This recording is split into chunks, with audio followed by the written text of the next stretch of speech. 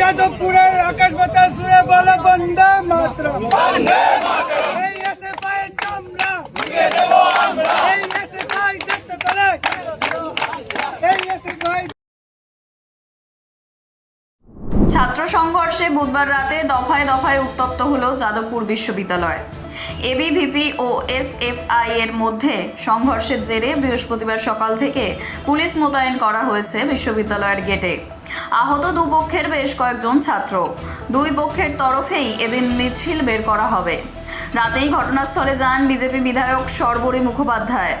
জানা গিয়েছে বুধবার সন্ধ্যায় ইঞ্জিনিয়ারিং বিভাগের ছাত্রদের জেনারেল বডি মিটিং চলছিল। সেখানে এবিভিপি ও এফইটিএসইউ নিয়ন্ত্রণাধীন ডিএসএফ এর মধ্যে বচসা হয়। পরে সেই বচসায় জড়িয়ে পড়ে এসএফআই। পরিস্থিতি নিয়ন্ত্রণের বাইরে চলে যায়। রাতেই এবিভিপির নিখিল দাসের উপর হামলার অভিযোগ ওঠে। আহত হন অনেকেই।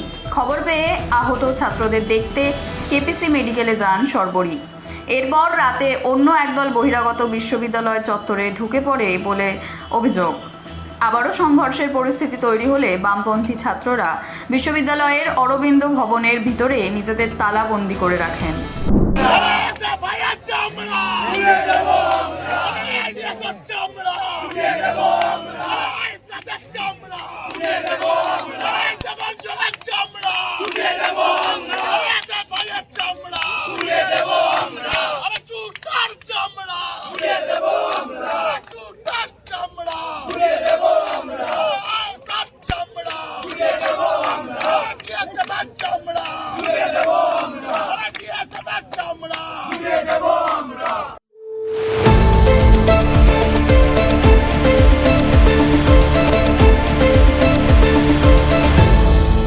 আপনারা দেখছেন এই বেলা বাংলা, শিরোনামে সবার আগে।